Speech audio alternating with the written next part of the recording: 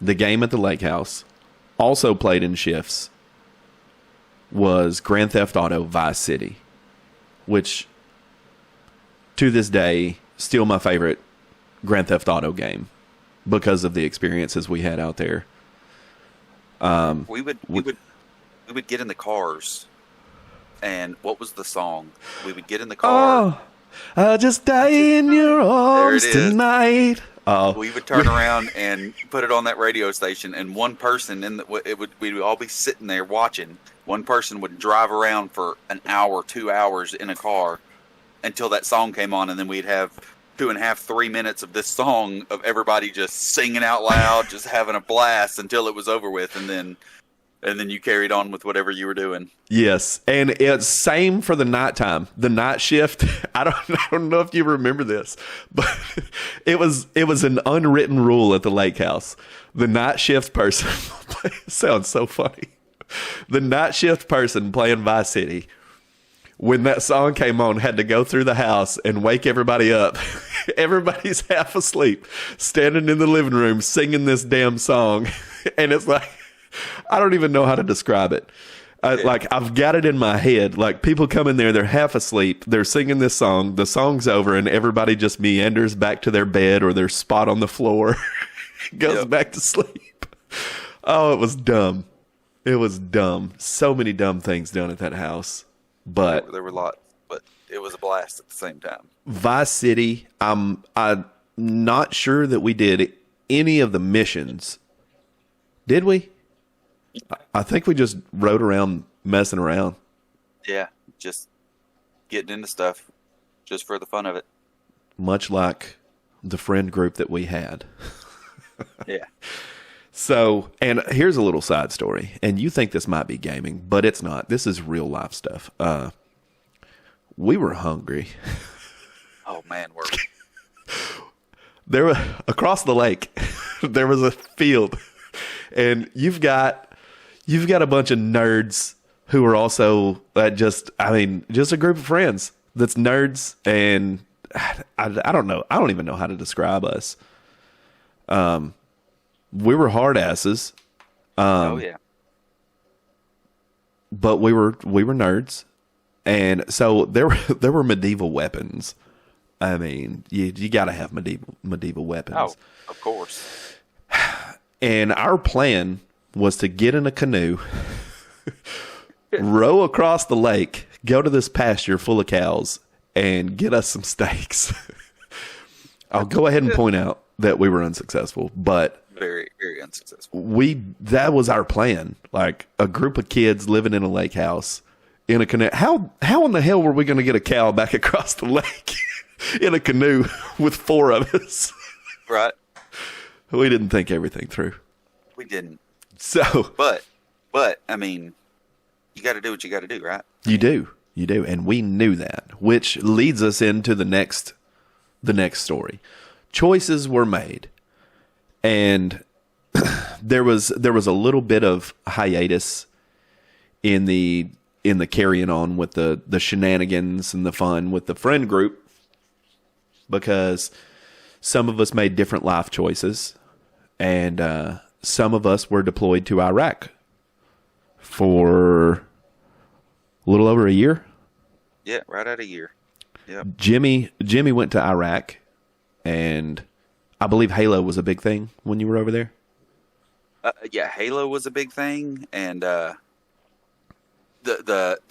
big part of the gaming that I got to do while I was over there. Of course, you know, I had a little more access to fun, so I had a PS2 Slim.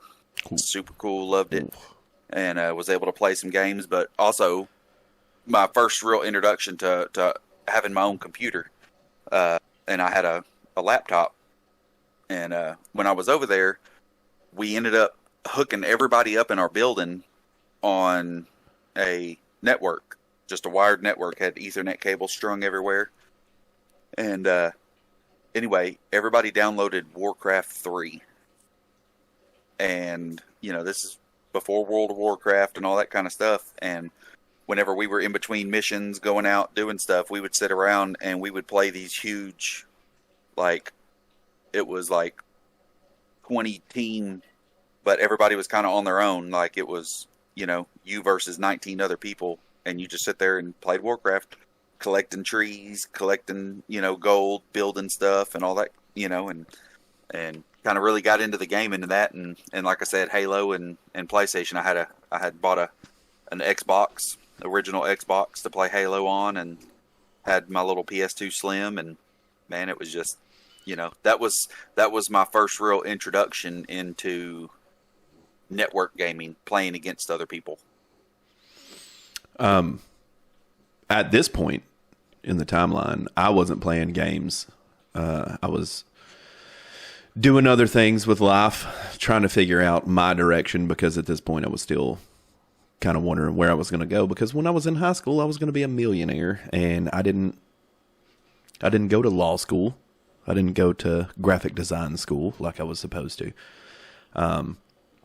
So I'm trying to figure out the direction I'm going.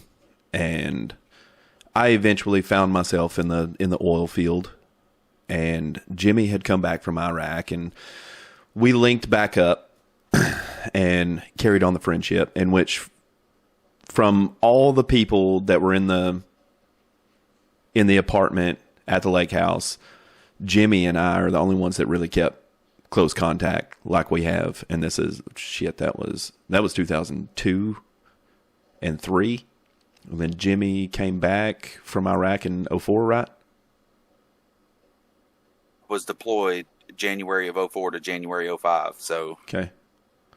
So when he got back, looked me up, and which there was a network there that connected us, and we got back together. We sounds like a couple. Mm-hmm. We linked back up, and throughout this whole time, Jimmy and I had also had a connection to music. Jimmy played music, I played music, and so we were like, why don't we just play some music together? So we started another band, and highly, highly unique band. Long story there, but doesn't do with gaming, except for one small portion, which is we had a producer come and record in our practice room, which was like a storage house thing beside Jimmy's house, and we would practice there.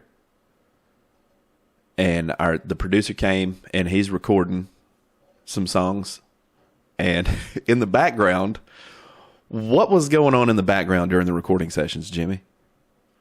Well, we were, anybody who's ever done any kind of recording, it's hours long. You're just sitting there while one person's recording their part and doing their stuff. You're just sitting there just bored out of your mind, but you can't leave because you never know when you're going to have to jump up. So it just so happened that one of the members of our band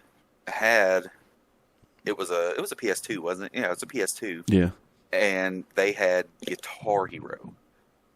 And so we scrambled up in this little storage building. It just so happened there was like a little 13-inch bubble front TV, little bitty color TV, and we set it up in the corner and hooked the PlayStation up to it and hooked up Guitar Hero. And I could almost swear if you EQ'd it right on some of the albums on some of the songs we recorded, if you listen in the background, you could probably hear I was going to say that. Of people playing the guitar and hitting the buttons on the little guitar for Guitar Hero, because we had to keep the sound turned all the way down, so it wouldn't be picked up, but you can't really turn down the clicking. And I was going to say that. We played that game for hours. In recording sessions. Because when we would record a song, we were there for very close to 24 hours from start to finish in recording a song. And I was actually going to bring that up as comedy. If you listen real close to our early recordings, you can hear in the background. Yeah, because that was, it's the only other thing you do. And it was, what kind of sucked about it is, the thing about Guitar Hero is you get to listen to the music while you do it, but we couldn't listen to the music. We had the volume turned all the way down on the thing. We were just sitting there watching the buttons. So things happened with that band, and a little moving around and creating a new band with mostly the same members, but we gained a member of the band and changed the name of the band. This other member was Daniel, different Daniel than what's on our team now. But he was big into football.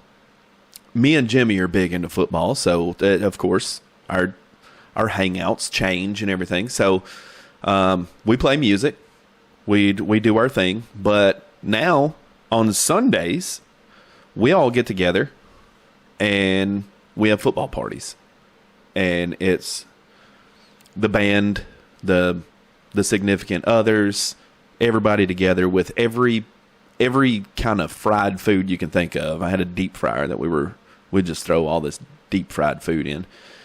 And we had a huge snack bar watching football, but while we're waiting on the games or after the games, just hanging out.